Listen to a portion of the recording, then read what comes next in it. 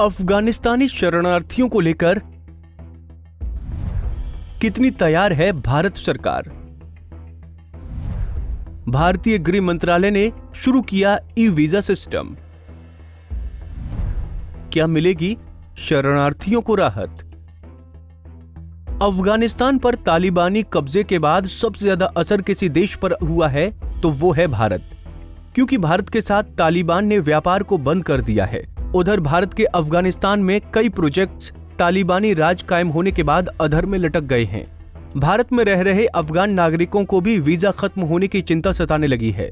भारत सरकार भी शरणार्थियों को लेकर चिंतित नजर आ रही है और शरणार्थियों की बाढ़ से कैसे निपटा जाए, इसके लिए भारत सरकार माथापच्ची कर रही है। हजारों की संख्या में देश छोड़ रहे हैं अफगान नागरिक। कई बड़े अफगानी नेता ले चुके हैं भारत में शरण। अफगानिस्तान के मौजूदा संकट के चलते दुनिया भर के बाकी देशों की तरह भारत पर भी शरणार्थियों को लेने का दबाव बना है। रिपोर्ट्स के मुताबिक पिछले 10 दिनों के दौरान हर रोज करीब 30,000 अफगानी नागरिक देश छोड़ रहे हैं। ज्यादातर लोग पैदल या सड़क के रास्ते पाकिस्तान, ईरान और अल्बानिया के साथ ही भारत की तरफ बढ़ रहे हैं।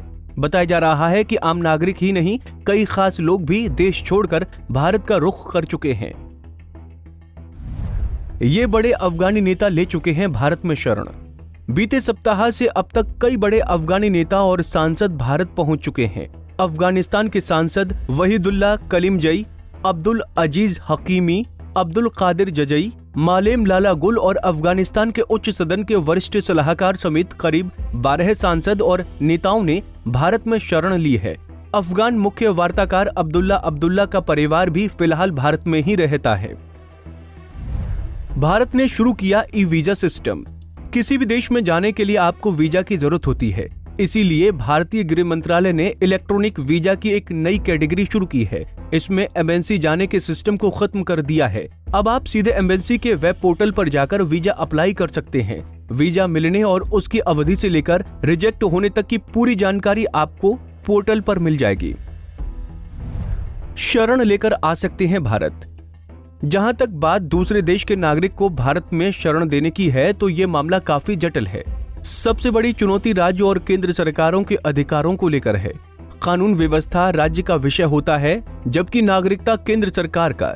इसी वजह से ये मामला लंबा खिंचता है। भारत ने भले ही शरणार्थियों के लिए यूनाइटेड नेशंस के बजाय नियम कायदों पर दस्तखत न किए हों, लेकिन वो इसके अलावा भी कई तरह के समझौतों से बंधा है। इनमें से एक है United Nations human rights commission. अपने देशों में परेशानी झेल रहे नागरिकों को दूसरे देशों में शरणार्थी के तौर पर बसाने के काम में ये संस्था मदद करती है। मानवाधिकार के मुद्दे से जुड़ी ये संस्था भारत में भी काम करती है। इसके ऑफिस दिल्ली और चेन्नई में हैं, जहां शरणार्थी अप्लाई करते हैं। शरण मांगने के लिए ये आधार जरूरी। शरणार्थी को दिखाना होगा कि उसे अपने देश में है बहुत खतरा। जाति, धर्म, पहचान, राजनीतिक विचारधारा के चलते किया जा रहा परेशान। दोनों शर्तें पूरी होने के बाद United Nations high commission for refugee के दिल्ली या चेन्नई ऑफिस जाकर रजिस्ट्रेशन कराना होता है। ये एक जटिल व्यक्तिगत प्रक्रिया है। इसमें शरणार्थी और उसके परिवार के सदस्यों को सेंटर पर मौजूद होना होता है। वहां मौजूद अधिकारी शरणार्थी से बात कर ये पता लगाते हैं कि उनका केस रजिस्टर करने लायक है या नहीं, और उसके बाद उससे कुछ दस्तावेज मांगे जाते हैं, जिनमें शामिल है पहले से UNHRC में रजिस्ट्रेशन हो चुका है तो उसका केस नंबर, पासपोर्ट, राष्ट्रीयता को साबित करने वाला कोई डॉक्यूमेंट, जन्म प्रमाण पत्र, बच्चों का वेरिफिकेशन सर्टिफिकेट, मैरिज या डिवोर्स सर्टिफिकेट। इसके अलावा अन्य डॉक्यूमेंट्स जो केस मजबूत कर सकें, जैसे एजुकेशनल क्वालिफिकेशन या कोई खास स्किल से जुड़ा डॉक्यूमेंट। फिर होती है फॉर्म भरने की प्रक्रिया शुरू।